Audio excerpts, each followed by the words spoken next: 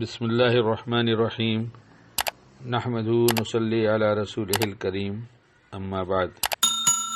ہم اپنے قریبی لوگوں میں کچھ اڑوس پڑوس کے لوگ، کچھ رشتہ دار، کچھ جاننے والے، ہماری سوچ میں ان لوگوں کے بارے میں کہیں نہ کہیں خیال ہوتا ہے اس میں فلاں فلاں ہمارے دشمن ہیں، یہ خیال ہوتا ہے، لیکن ہمارے اندر کے جذبات جو خود بہت بڑے دشمن ہیں، اگر غلط استعمال کیا تو اس کا ہمیں خیال نہیں ہوتا۔ سستی، تساہلی، بعد میں، پھر کبھی، بعد میں کر لیں گے،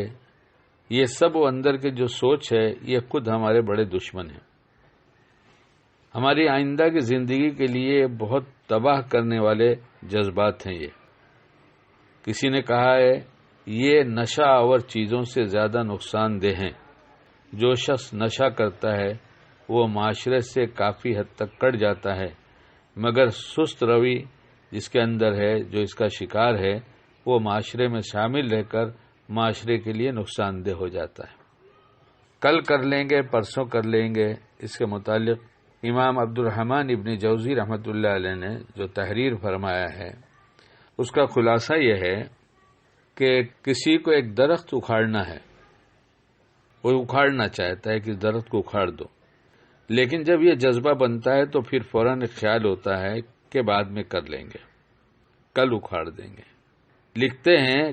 کہ کل کرنے میں یہ درخت مضبوط ہوتا جاتا ہے، اور یہ ٹلتے ٹلتے جب بہت دن ہو جاتے ہیں تو اکھاڑنے والا کمزور ہو جاتا ہے اور درخت مضبوط ہو جاتا ہے۔ جس دن سوچا تھا اسی دن کر لیتا تو کام ہو جاتا، جس نے کہا کل کریں گے اس کا کام کبھی نہیں ہوتا۔ اس لیے سستی بڑی خراب چیز ہے۔ کتاب میں ایک بات اور لکھی ہے کہ ہر ایک بیماری کی دوا ممکن ہے، ہر ایک بیماری کی دوا ممکن ہے، لیکن جب تنگ دستی میں سستی شامل ہو جائے تو اس ہلاک کرنے والے مرض کی دوا صرف موت ہے۔ ہمیں چاہیے کہ غفلت کو اپنے پاس بھٹکنے نہ دیں اور سستی کے بھنور میں اپنے آپ کو پھنسنے سے بچا لیں۔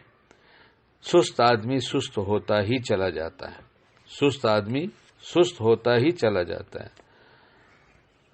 کچھ لوگ شروع زندگی سے سست نہیں ہوتے، بلکہ ان کی زندگی میں بار بار ان کی ناکامی کسی کام میں وہ اس احساس کو بڑھا دیتی ہے کہ اب ہم کامیاب نہیں ہو سکتے، اور اس راستے سے دھیرے دھیرے سستی اور نکما پن ان کی زندگی میں آ جاتا ہے۔ اس لیے اپنی صلاحیت کو استعمال کرتے ہوئے، سستی اور کاہلی سے اپنے کو بچاتے ہوئے، جس کام کو نفس شیطان کہہ دے کل کر لینا، اس کام کو آج کرتے ہوئے اپنی زندگی سے اپنے اس دشمن کو بہت دور کر دیں۔ یہ بہت بڑا دشمن ہے جو اس جذبات کے اس راستے سے ہمیں ناکام اور نکما کرتا ہے، یہاں تک کہ اس کا اثر ہماری نسلوں پہ پڑتا ہے۔ جب نسلیں دیکھتی ہیں، اولاد دیکھتی ہے کہ باپ تو بالکل نکما ہے، تو ویسے باپ کی ویلیو کم ہو جاتی ہے، باپ کی قدر کم ہو جاتی ہے، باپ کے نکمے پن کی وجہ سے اس کی عظمت نکل جاتی ہے، اسے نفرت ہونے لگتی ہے۔ بیوی جب دیکھتی ہے کہ شوہر نکما ہے تو وہ بھی حقیر سمجھنے لگتی ہے، اور شوہر کے احکام کو جو بڑی چستی کے ساتھ بجا لاتی تھی، اب دھیرے دھیرے وہ بھی ٹالنے لگتی ہے کہ اس آدمی کو دن بھر گھر پڑے رہنے کے سوا کوئی کام نہیں ہے۔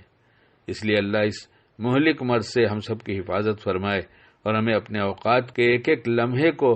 قیمتی زندگی کا قیمتی لمحہ سمجھ کر قیمتی کاموں میں لگانے کی توفیق دے، اور بیکار زندگی سے ہم سب کی حفاظت فرمائے، اور سستی کاہلی سے تو خصوصاً اللہ ہم سب کی بہت حفاظت فرمائے۔